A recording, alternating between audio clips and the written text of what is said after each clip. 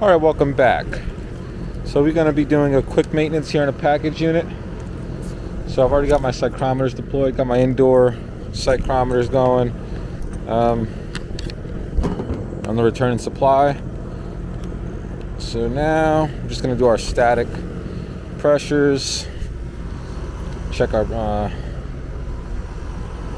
we'll see if we can check our suction and our superheat and subcooling without any issue.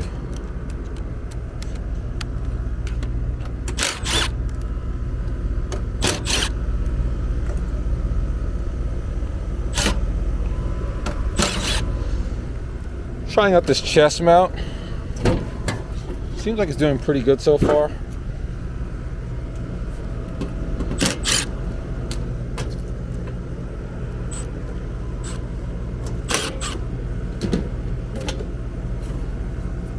Alright, so we got our blower capacitor here.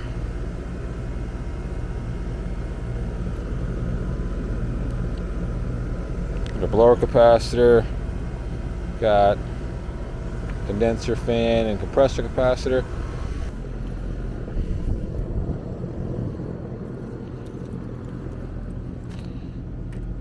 Matter of fact,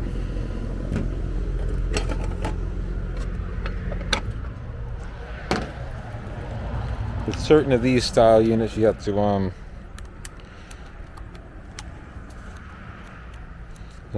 go ahead and take the condenser fan shroud off. Take the condenser fan off and put your suction line probes down in here. Put this off to the side here.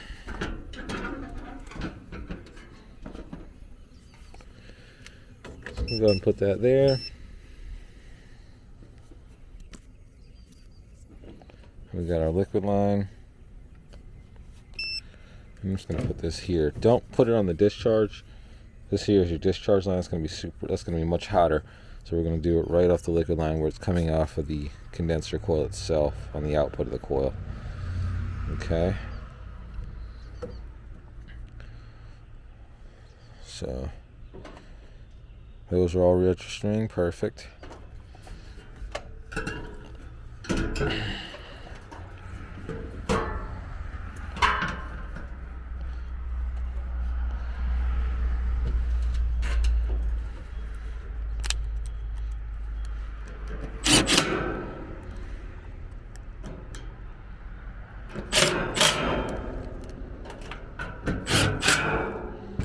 Okay. I'm going to go ahead and put this disconnect back in. Maybe 5 minutes or so before she cuts back on.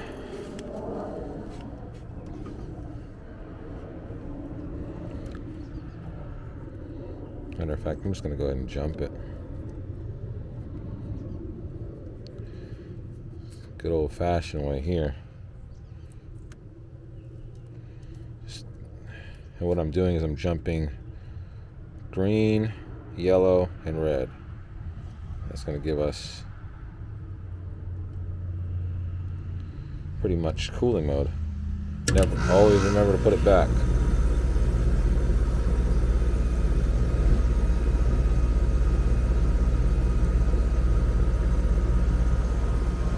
There we go.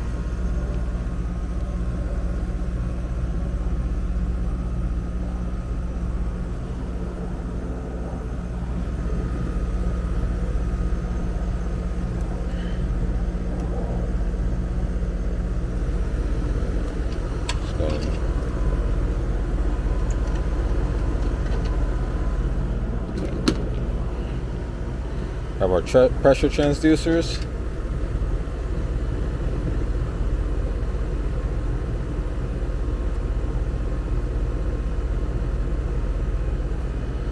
Perfect.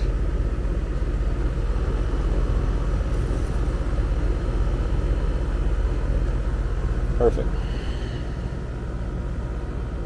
So yeah, with the Measure Quick, I always like to go to my profile, make sure I'm in the proper setup. So you see it's a package unit, so yeah, that's what I'm going to use. It's not Lennox, that's all, you got to fill that all separately. So I'm going to pick my tonnage. I think it's a 2.5 ton. Got the model number there. We got a 2 ton. And pop that in the Measure Quick. 24. Let's see here.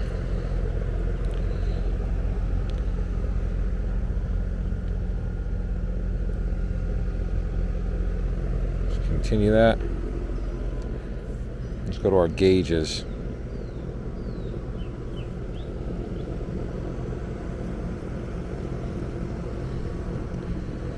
So we've got to know what type of metering device this is as well.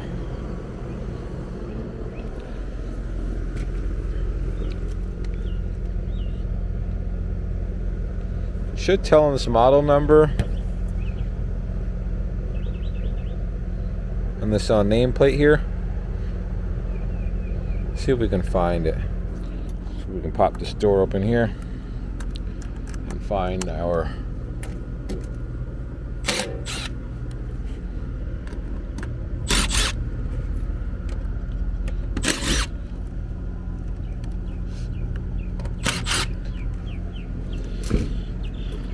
It is to my belief that Rheem's have got the worst setup for the package unit.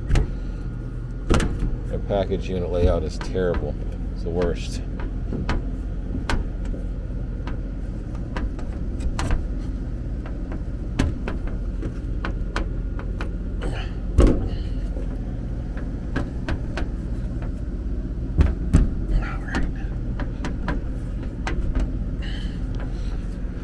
What is that freaking stuck on? Probably even tight.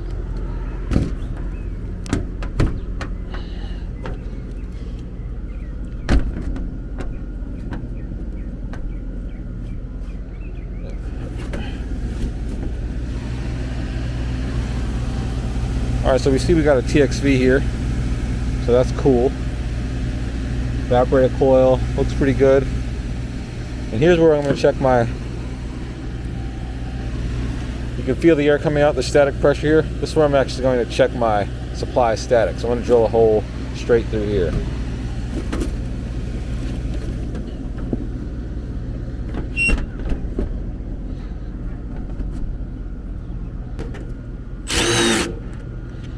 So I'm going to drill the hole.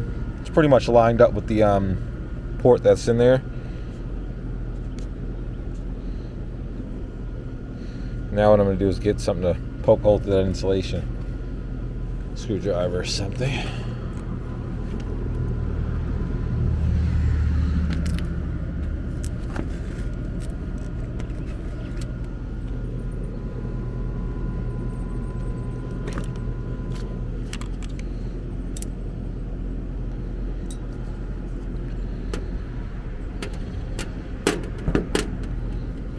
Yeah.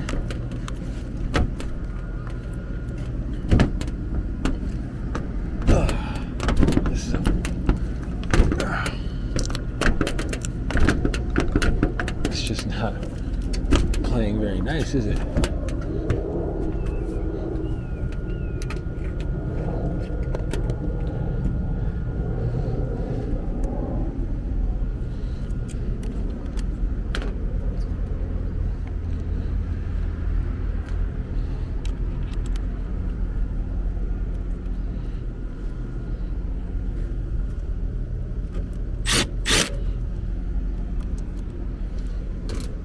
All right, so that's our supply static set up right there. Now we're going to go on the other side, do our return.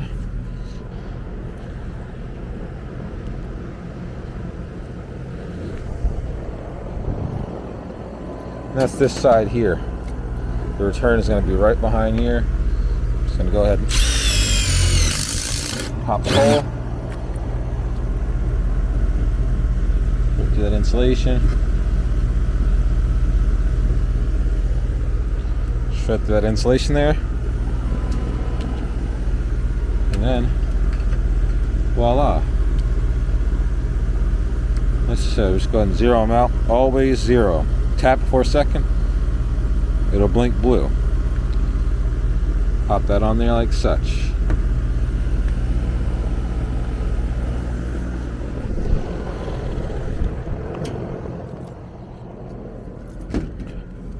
Zero my supply side as well.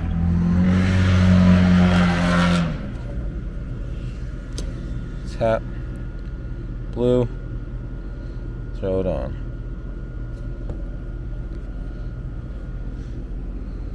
For indoor measurements, we got total of 0.54 static, which is beautiful. Capture that. Let's see what our split's looking like. That's 18 degrees. Jeez. I wonder what we're doing with 32 degrees superheat, 2 degrees subcooling.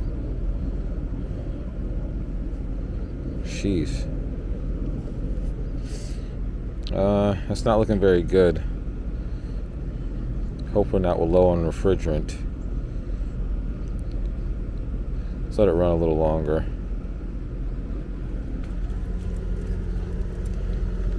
This thing would usually tell us what the subcooling should be.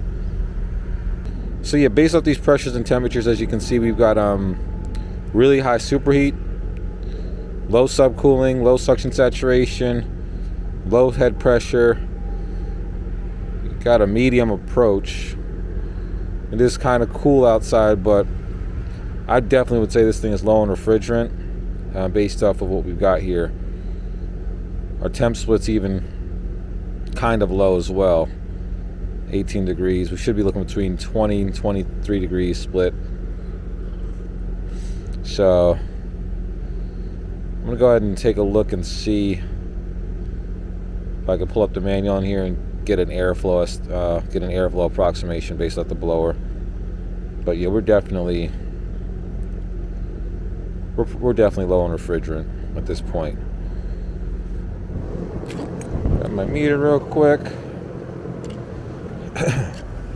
Alright, so this is going to be our blower tap.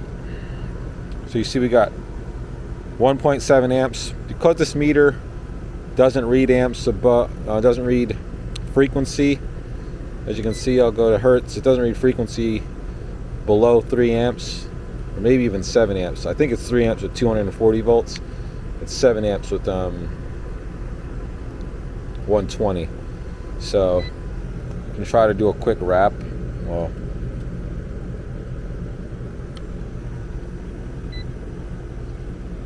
let's see if it reads frequency now. What I did was I wrapped it around one time and try to get my power factor. It's still not stable. See there? Our frequency is still bouncing all over the place, so we're not going to be able to get a proper power factor today unless I can get any more slack out of here, which I don't think I can. Either way,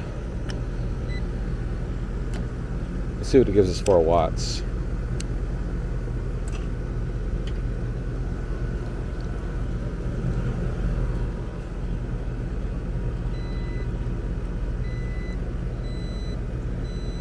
.63, and if I will only have one wrap, let's see what it gives you.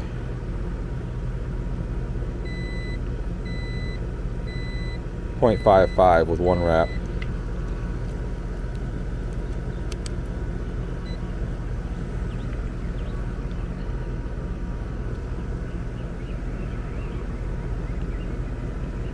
I'm gonna go ahead and capture my measurements here. Capture indoor. And let's go ahead and grab our electrical. Packaging, single phase, 240. It's going to be a PSC motor.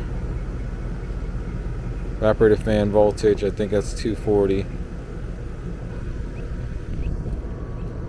So we got 1.7 amps at 240 volts.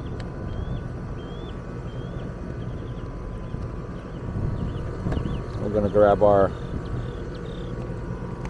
total amperage, 7.6 amps here.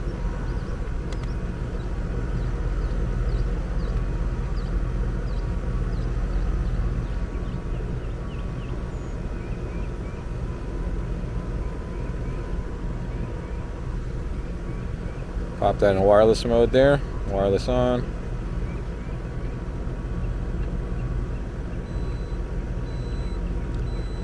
So that's going to be the package units total. Perfect. Now we're going to go there.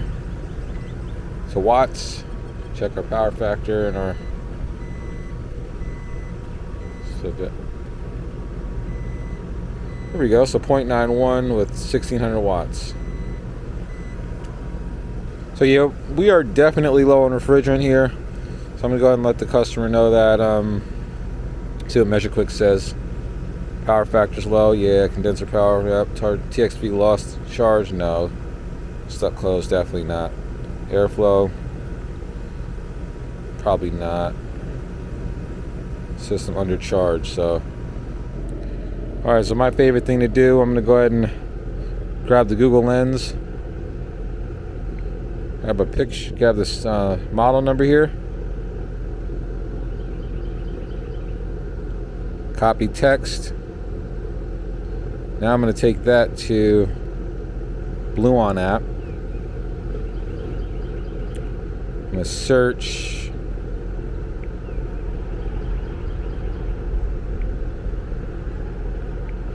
Paste that in there.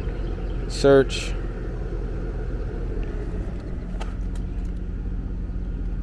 So that thing pops up.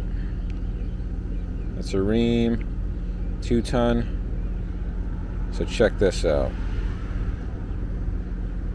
One manual. Now we can see in the table of contents, where's our airflow?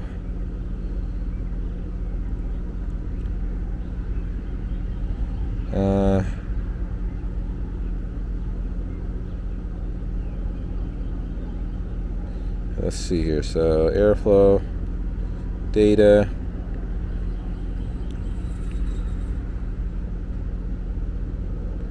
I've got a 0.53 total static. All right, so I've got the performance chart pulled up here, and as you can see, it's a 2-ton system. I look here on the left-hand column, nominal capacity. We're going to do 2 tons, and this is set up on high speed. It was the black speed tap, so this is definitely the 1/4 horsepower 2-speed PSC motor. Then we're going to go ahead and go over to the right here, and we're going to see. This is actually an interesting performance chart because it actually shows motor RPMs as well as CFM, which is pretty cool, and linear foot per minute, and watts. So it's basically giving you the whole 9 yards. Unfortunately, I wasn't able to get true power, true wattage due to the fact that the amp draw was just a little bit too low to get the accurate power factor. But I would approximate probably around 0.7 or so is our power factor. So we got the volts and amps. Around 0.5, we're going to have around 720 CFM at around 1045 RPM and around 239 watts. So that's ideally what you'd have, but I'm going to show you exactly why this all goes out the window here in a second. Stay tuned. So as you can see, that blower wheel is desperately in need for some cleaning and attention. So that's why we had a low static. This is why I always tell guys,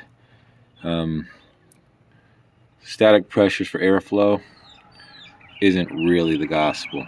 You see, look at that.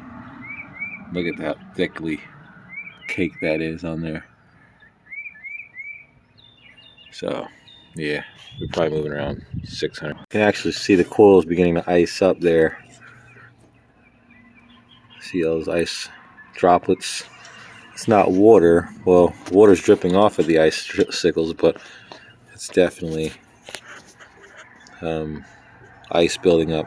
And yeah, it's a little cooler inside, but the coil's definitely running at a low suction saturation. So yeah, this thing's low. We're gonna have to do a leak search and see if we can get it going.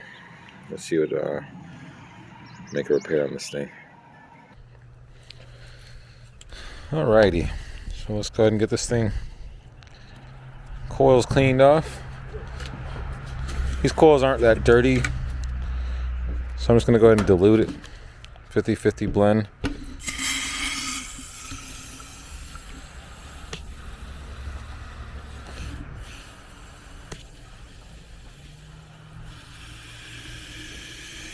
And that should do it. They're pretty clean. And like I said, that evaporator coil, that blower wheel. Still need to check the other side of this evaporator coil though, the front side of it.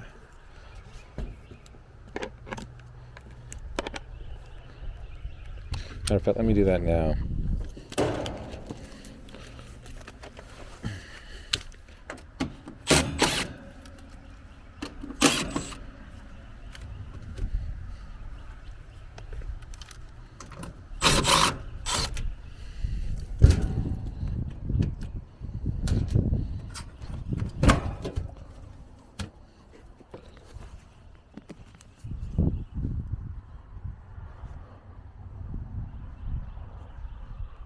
Front side looks okay. Those U-bends look pretty bad though. Pretty rough. It's pretty dark in here, but real rusty. Evaporator coil looks okay.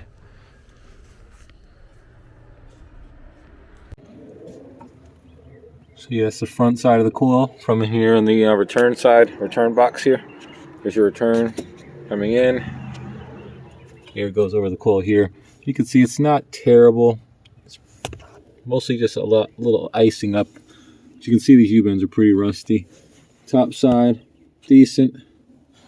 So that's pretty important. Whenever you see a dirty blower wheel, you want to check the coil as well, the return side of it at least, and make sure that there's no contamination and stuff.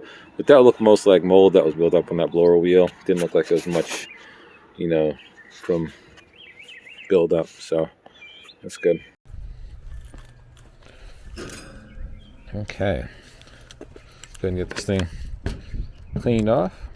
Damn, all sorts of grit and stuff in there building up.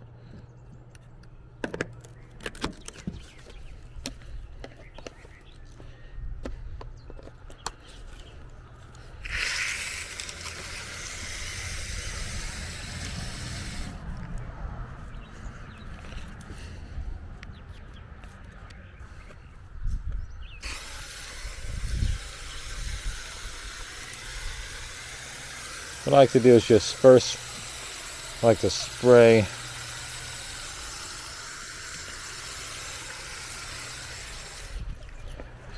up into the fins like such. Then I'll open up the top. And then let this sit for a couple of minutes, and then I'll open up the top and spray from the inside out.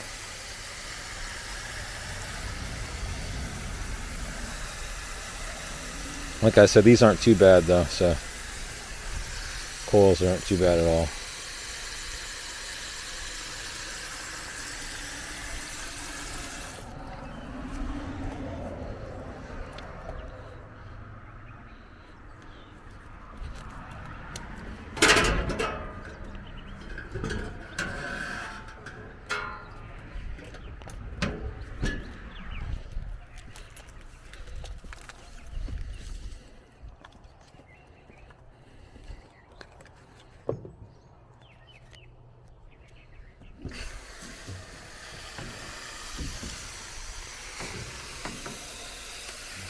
All right.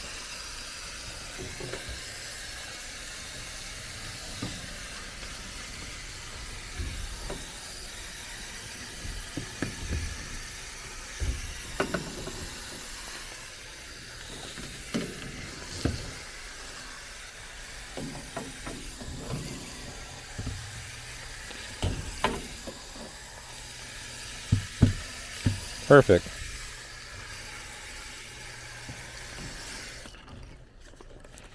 That'll work. Let's go ahead and rinse this sucker from the outside in. Yeah, inside out, sorry.